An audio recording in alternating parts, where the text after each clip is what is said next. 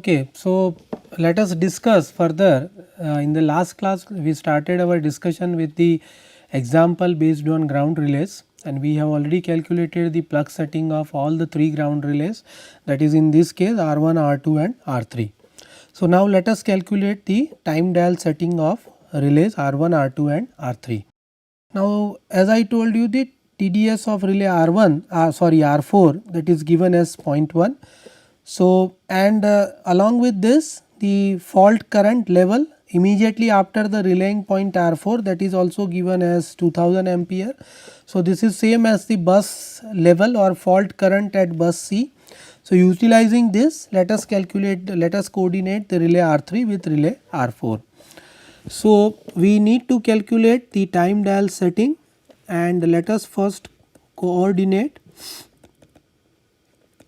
relay R3 with relay R4, and this is at fault current equal to, you can see here, that is 2000 ampere. So this is at 2000 ampere. So now let us first calculate the multiple of pickup current of relay R4 at 2000 ampere current. So 2000 ampere is the fault current, divide by CT ratio of relay R4, that is 500. So this is 500, and again the only difference between phase relays and ground relays is here I need to subtract this whole value with the excitation current of 3 line CTs. So that is 0.15, and whole divide by the plug setting of relay R4, that is 10%. So that is nothing but the 0.1. So if I calculate this value, the MP of R4, that comes out to be 38.5. So if I use this value, then we can calculate the time of operation of relay R4, that is equal to 0.14 divided by MP. So MP is 38.5 raised to 0.02 minus 1 into TDS of R4, that is given as 0.1. So we can calculate the time, that is given by the 0.1843 second. So we can say that the required time of operation of relay R3, that is given by 0.1843 second plus 0.25, which is the minimum coordination time interval. So the value comes out to be 0.4343 second. So for the same fault current level, that is 2000 ampere, let us calculate the multiple of pickup current for relay R3. So that is again nothing but the 2000 ampere, that is the fault current, and CT ratio. So CT ratio of R3, that is 1000. So you can divide it with 1000 minus, again we have to subtract the whole value from CT excitation current, divided by plug setting of relay R3. So plug setting of relay R3, that is 10%. So that is nothing but the 0.1. So if you calculate this value, then that comes out to be 18.5.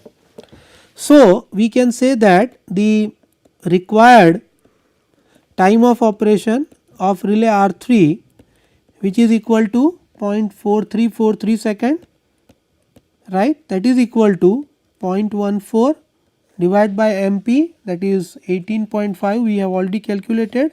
So 18.5 raised to 0.02 minus 1 into TDS.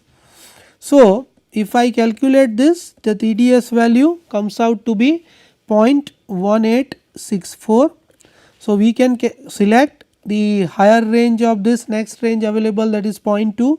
So TDS of relay R3, that comes out to be 0.2, right. So in previous case, let us write down the TDS here, that is comes out to be 0.2 for relay R3. Now as I told you earlier, when we coordinate relay R2 and R3, there is a star delta transformer between relay R2 and R3. So there is no need to coordinate using the whatever procedure we have described earlier when we coordinate R3 and R4. So we can directly write down the TDS of R2, that is same as TDS of R3. So we can write down here TDS of R2, that is 0.2. This is similar to the TDS value of R3. Even you can consider the lower value also, lower than 0.2. If I want to select 0.1, 0.5 doesn't you can easily consider that value. Because this between these two relays star delta transformer is involved. So, we can independently set the relay on this side. So, that is one thing. So, now let us coordinate relay R1 and relay R2 for the fault current level, that is 4000 ampere. Actually, when we coordinate relay R1 with relay R2, we need to consider the fault current level at this bus, but as in this case it is not mentioned or given. So, we have to coordinate relay R1 and R2 for the fault current level, that is 4000 ampere. So, let us coordinate relay now third case, that is the let us coordinate relay R1 with relay R2. Our second case, that would be we coordinate relay R2 with relay R3, and in that case we have directly set the value of TDS of relay R2, that is 0.2, same as relay R3. So, let us coordinate relay R1 with relay R2. So, this is at fault current level, that is 4000 ampere. So, let us calculate first the multiple of pickup current of relay R2 at 4000 ampere. So, 4000 ampere divided by CT ratio of relay R2. So, that is the 1000 by 1 ampere CT, and its plug setting is 10%. So, this is 1000 minus excitation current of 3 line CTs, that is 0.15 divided by 0.1. So, if I solve this value, then that comes out to be 38.5. So, using this value, let us calculate the time of operation of relay R2, that is equal to 0.14 divided by MP, that is 38.5 raised to 0.02 minus 1 into TDS. TDS of R2 we have already decided, that is 0.2. So, if I use this value, calculate this, then the value comes out to be 0.3696 second. So, with this value, let us write down the required time of operation of relay R1, that is equal to 0.3696 plus minimum coordination time, that is 0.25. So, this value comes out to be 0.6196 second. So, for the same fault current level, that is 4000 ampere, let us calculate the multiple of pickup current of relay R1. So, that is 4000 ampere divided by the CT ratio of relay R1, that is 1000 by 1, and its plug setting, that is 0.2. So, this is divided by 1000 CT ratio minus 3 excitation current of 3 line CTs divided by its plug setting, that of R1, that is 0.2. So, this comes out to be 19.25. So, with this value, let us calculate the required time of operation of relay R1, that is equal to 0.6196. We have already calculated here 6196. So, that is equal to 0.14 divided by MP, that is 19.25 raised to 0.02 minus 1 into TDS. So, the TDS value of relay R1, that comes out to be, if I calculate it, 0.2696. So, the next higher range available, that is 0.3. So, TDS of R1 we have decided, that is 0.3. So, in the previous case, let us write down the TDS of R1, that is 0.3. So, we have already calculated the value of plug setting as well as time dial setting of relays R1, R2 and R3 based on the plug setting and time dial setting of relay R4, that is already given. So, with this background, now let us further proceed. Now, see, till now whatever relay we have considered, that is this relay is bidirectional relay. That means this relay operates when current exceeds its pickup value or plug setting, irrespective of direction of the current, whether current flows in one direction or the other. If current exceeds pickup value, relay operates. Now, the next case, let us consider the relay that is known as directional relay. Directional relay operates on the same principle if current exceeds the pickup value or plug setting, and the other AND logic is also included if the current direction is according to the set direction or given direction. So, if both these conditions are satisfied, then directional relay operates. So, basically directional relay compares the direction of current, that is the line current, and the bus voltage, and basically it compares the angle between line current and bus voltage. So, that is known as phase angle, and based on this directional relay decides whether the operation is required or blocking is required. Now, when we consider the directional relay, as it compares the angle, phase angle between voltage and current. So, it is basically a 2 input relay. So, we have to give the one input from the current coil. So, that is the CT secondary we have to give, and the other input we have to give from the pressure coil or voltage coil. So, secondary of that has to be given to the relay coil. So, relay coil of directional relay takes 2 input, that is from current transformer, and the other is from the potential transformer or CVT. So, the angle between current and voltage at which the relay develops or directional relay develops a maximum torque, that angle, that is known as maximum torque angle, and usually it is denoted by MTA. So, MTA is basically nothing but the angle or the maximum torque angle or the angle at which relay produces maximum torque. So, with this background, let us consider one vector diagram. So, here you can take the reference vector as a current, you can also consider the voltage as a reference vector. So, if I consider the voltage as a reference vector, then the whole diagram that becomes like this. So, this whole diagram that will be tilted. So, if I consider this, then you can see that whenever you give current to the current coil, the current I flows and it is going to set up a flux that is known as phi I. When you give the supply to the voltage coil or pressure coil, which is highly inductive in nature, then the flux is set up. This flux is almost at 90 degree with reference to the voltage vector. So, you can see that if the flux set up in the pressure coil or voltage coil is phi V, then this phi V is almost at 90 degree with respect to the voltage V. So, I told you earlier that the directional relay compares the angle between the line current and the bus voltage. So, that angle we need to calculate, and that based on that angle, based on the input given to the relay, one from current coil and another from voltage coil, the torque is produced, and that torque we need to find out. So, when we find out this value, the torque that is given by the two flux interaction of two fluxes, one is produced by current coil, that is phi I, and another is produced by the voltage coil or pressure coil, that is phi V. So, if I consider this phi V, then you have the phi V here. If I consider the phi I, then you have the phi I here, and the angle between these two fluxes phi V and phi I, that is nothing but the alpha, that is this angle, and sine of this alpha. So, this equation is going to produce the torque for directional relay.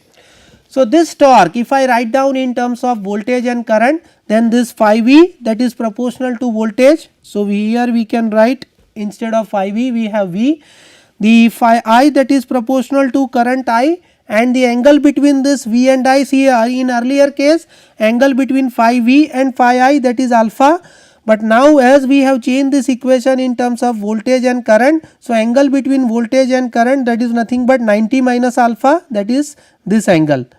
So, that we can write down here sine of alpha, instead of alpha we can write down the 90 minus phi. So, that we have written. So, ultimately our equation becomes torque produced in the directional relay, that is given by Vi cos phi. So, if this phi, value of phi, which is known as phase angle between voltage and current, if it is less than 90 plus 90 degree and more than minus 90 degree, then the torque produced, that will be positive. So, if I just draw this 4 quadrant, if this phi, that is less than plus 90 degree and more than minus 90 degree, then in this region, then the torque produced, that is positive. On the other case, if the angle this phi is more than 90 degree and the less than minus 90 in this region, then the torque produced is negative and the directional relay does not operate or does not initiate any action. So, we can say that, as I told you earlier, that when we use the directional relay, we can use this relay as a induction cup relay, or we can use it as a induction disc relay. So, depending upon the rotor, whether we want cup type or the disc type, this will rotate in particular direction, that is only in positive direction. If current is in this region in positive direction, then and then relay operates, otherwise relay blocks. So, in this region relay blocks, because they have provided on the moving contact, with that they have provided one device known as backstop. So, backstop is basically meant for the relay does not move in opposite direction, particularly in this region. So, we know that whenever the we have discussed that the torque produced by the directional relay, that is given by T, which is proportional to V into I into cos of angle between V and I, that is phi. So, now the torque produced by this relay, that is maximum when phi is, what is the value of phi? When phi is 0, cos phi is 1. So, the torque produced by the relay, directional relay, that is maximum. So, when this angle between this voltage and current, that is phi, which is 0, then minimum angle is there, then the torque produced, that is highest. And we want that whenever fault occurs, the torque produced by the directional relay, that should be maximum. So, based on this, let us discuss the torque characteristic. So, if I draw the directional relay, if I wish to draw the characteristic of directional relay, then this is the characteristic of directional relay. You can see that if I use I as a reference vector, then this line, this point here, all these points, you will have the, it is known as maximum torque line, because the angle between voltage and current, that is 0, and hence you will get the maximum torque. Opposite to this, perpendicular to this line, that is known as the 0 torque line, because the angle here between voltage and current, that is 90 degree. So, cos 90 is 0. So, the torque produced by the relay, that is also 0. Now, whenever fault occurs, we know that always we wish that the directional relay produces maximum torque, and it operates when actual fault occurs. Whenever actual fault occurs, the angle between voltage and current, that is power factor angle, that varies from 70 to 90 degree, and that depends on the location of fault. So, whenever in our earlier equation T is proportional to V into I into cos of angle between V and I, that is phi. If phi varies in this range 70 to 90 degree, so torque produced, that is very small. So, actually we want that whenever fault occurs, torque produced by the relay, that is maximum. So, if we achieve this, then we have to modify our equation of torque, and which is given by the Vi cos of phi minus theta, where theta, that is known as the characteristic angle. Sometimes it is also known as the maximum torque angle. It is also known as the maximum torque angle. So, in this equation phi, that is not in our hand, because it depends on location, at what location fault occurs, but usually it varies in the range of 70 to 90 degree. So, this phi we can adjust based on the connection of CTs and PTs. How we can do the connection of CT and PT? Based on that, we can change this value of theta. So, this theta we can consider, normally in actual field they consider 3 different values. One is the 30 degree, another is the 60 degree, and the other one, that is the 90 degree. So, depending upon what value of theta we consider, and if suppose the value of phi varies from 70 to 90 degree, and if I consider theta, that is 60 or 90, then the torque produced by the relay at the time of fault, that is maximum, and relay always operates. Now, here in this characteristic, as I told you earlier, that the directional relay measures the angle between voltage and current. This sometimes indicates that there is no meaning of magnitude of voltage and current, but it is not like that. Magnitude of voltage and magnitude of current, that plays an important role for the operation of directional relay. Whenever fault occurs, the magnitude of fault current is very high. So, as far as current is concerned, that is not a question, but whenever fault occurs, the value of voltage plays an important role. If fault occurs in the line near the remote end, then as we move further towards the sending end, this is receiving end. So, as the location of fault moves from receiving end to sending end, the value of voltage changes. If fault occurs very near to the sending end, the voltage developed by the relay or given to the relay, that is very small, and as voltage given to the relay coil is very small, so torque produced, that is also very small. So, in this case we have for any directional relay we need to give some voltage quantity as a reference, and that minimum voltage quantity is required by each and every relay. That voltage quantity is known as polarizing voltage. Polarizing voltage. So, if I use electromechanical relay and static relay, then the polarizing voltage that should be sufficient or very high, but nowadays as I told you earlier that we are utilizing digital relay. So, the polarizing voltage that should be very small for digital relay, it is usually 0.1 to 0.5 volt, whereas in case of electromechanical and static relay you need to give some value like 50, 100 volt or 40 volt minimum, so that relay has to relay coil will require this much voltage for the operation, successful operation of the directional relay. So, as I told you, for from the sending end some minimum distance is there. If fault occurs in that distance from the sending end, very small distance, maybe in terms of meters, then the voltage developed by the relay or given to the relay coil, that is very small and relay is not able to operate. So, that zone, that is known as dead zone of the directional relay. So, that is indicated by this shaded portion here, you can see. So, all this shaded portion, that is the directional dead zone of the directional relay, and if fault occurs in this case, then relay is not going to operate. So, this is all about the directional relay.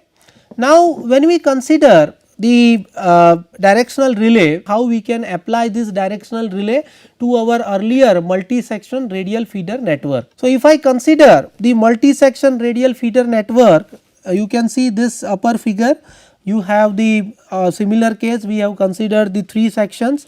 So, this is our section 1, this is section 2 and this is section 3. So, we have 3 sections and it is a radial network because source is connected on one side, load is connected on other side, and we have 3 relays situated in each section 1, 2, 3, R1, R3, R5. Now, if I consider, suppose a fault occurs somewhere here in this section, then obviously relay R1 has to operate and it gives signal to the breaker, and this breaker that becomes open. If this is the case, then you can see that the supply at bus B, bus C and bus D that are interrupted. So, this is again is the selectivity criteria of the protection system. So, if we want any uninterrupted power supply at all the 4 buses A, B, C and D, then we need to change the concept. So, what we need? We need to use the 2 relay for each section. So, this is our section 1 and I have used 2 relay R1 and R2. This is our section 2 and I have used the relay R3 and R4, and this is our section 3 where we have used 2 relays R5 and R6. So, any fault occurs in section 3, relay R5 and R6 has to operate. Any fault occurs in section 2, R3 and R4 has to operate as a primary relay, and any fault in section 1, relay R1 and R2 has to operate. Now, if this is the case, suppose, then how to set or decide the time plug setting and time dial setting of this 6 relays R1 to R6. So, for that what we consider? We consider the multi-section radial feeder fed from one end. So, we started with generator G1, we assume that this generator 2 is not there. So, we have the circuit like this, upper portion part A, where R1, R3, R5 are there, and in the second case we assume that generator 1 is not there and we start with generator 2. So, we have the circuit that is from R6, R4 and R2. Now, let us assume that, so how to decide plug setting and time dial setting? Plug settings are decided based on full load current of the feeder. Time dial setting you have to decide in this case, first we decide R2, then R3 and then R1. So, let us assume that time dial setting of R5 is 0.2, R3 is 0.45 and R1 is 0.7. Same way you can decide the plug setting and time dial setting of the other lower circuit, that is B. So, you first decide time dial setting of R3, R2, R4 and then R6. So, let us assume its value is 0.2, 0.45 and 0.7. So, if I assume this value, so I have written this value here, and now let us assume that fault occurs in section 2. So, this is the fault point, fault occurs at this section. So, in this case what will happen, one fault current path is from generator G1. So, it is from G1 to F, and the other fault path is from G2 to F. So, one fault path is like this here, and the other fault path that is like this from G2 to here. So, if this is the case, then obviously relay R3 and relay R4 has to operate, because fault is in section 2 and this two relay act as a primary relay and they have to operate. But as I told you, the fault current path is I have shown from both the side. So, in this case time dial setting of relay R5, that is smallest, and here also the time dial setting of relay R2, that is smallest.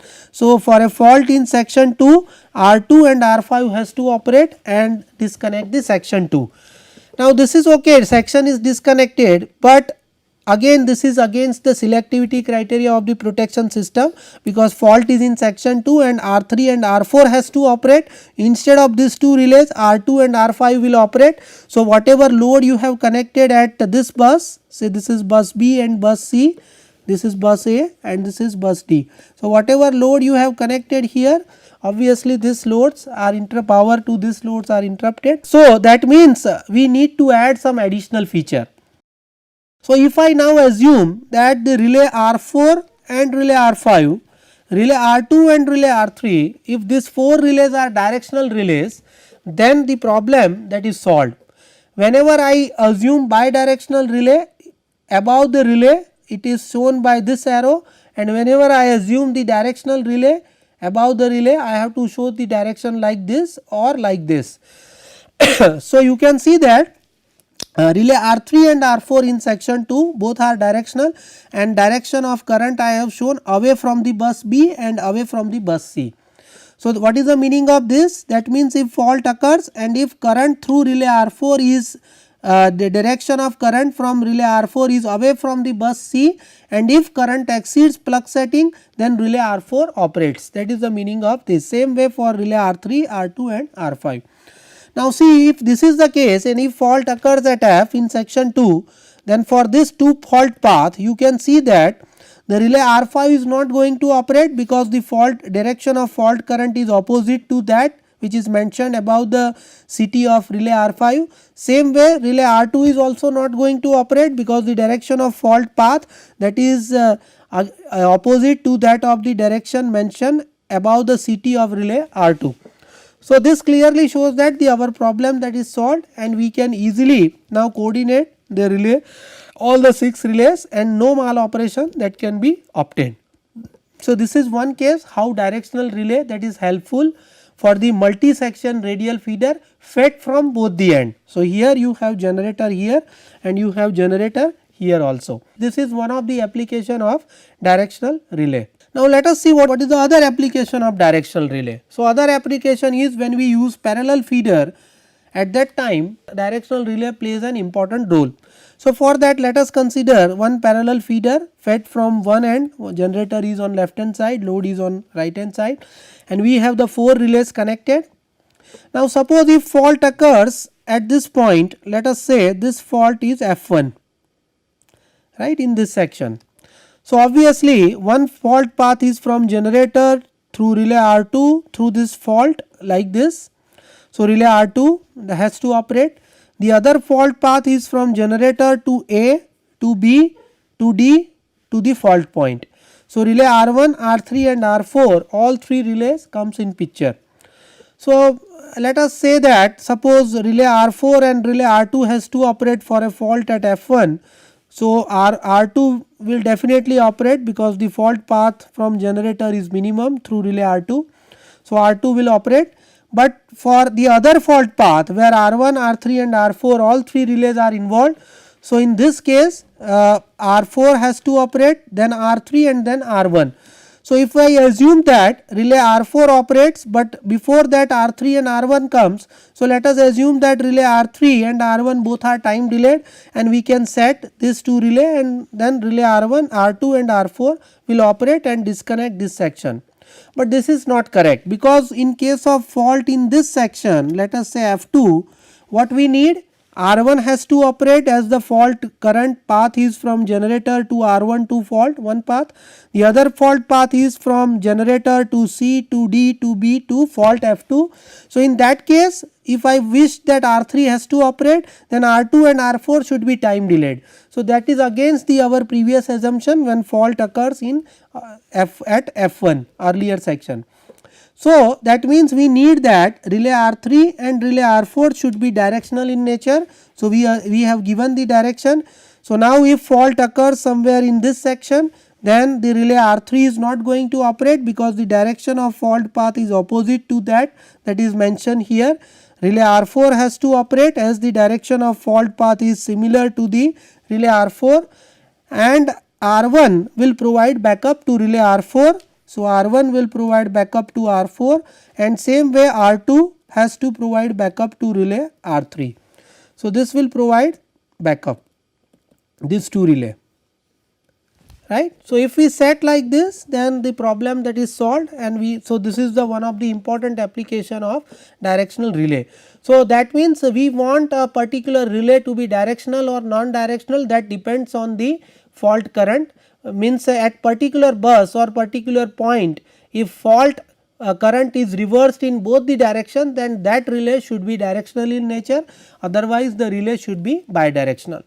So, if I consider another example, that is the ring main network, you can see that now here all the relays are directional except the relay R1 and relay R2, because there is no chance of reversal of fault current. So, other relays which is situated, total 8 relays, 2 relays for one feeder, there are 4 feeders. So, all other relays are directional and direction is away from the bus. So, the other example is cascaded parallel feeder, and you can see that here also all the relays are directional except this 4 relays, because there are no chances of reversal of fault current for relay R5, R7, R1 and R3. Other relays are directional in nature. Same way, if cascaded parallel feeder is fed from both the end, then all these relays R1, 2, R8 all are directional in nature. So, that is the another application. So, in this lecture we have discussed, earlier we started with our example on ground relays, and then we started discussion for the directional relay. We have discussed how the directional relay works, what is the vector diagram of directional relay. Then we have discussed the direct characteristic of directional relay, and then we started discussion with the what is the application of directional relay. So, we have discussed its application in radial feeder fed from one end, radial feeder fed from two end, ring network and parallel feeder, single parallel feeder and cascaded parallel feeder fed from one end as well as both ends. So, after this in the next class we will discuss the characteristic of directional relay and how we decide the characteristic angle theta or maximum torque angle theta for the directional relay. Thank you.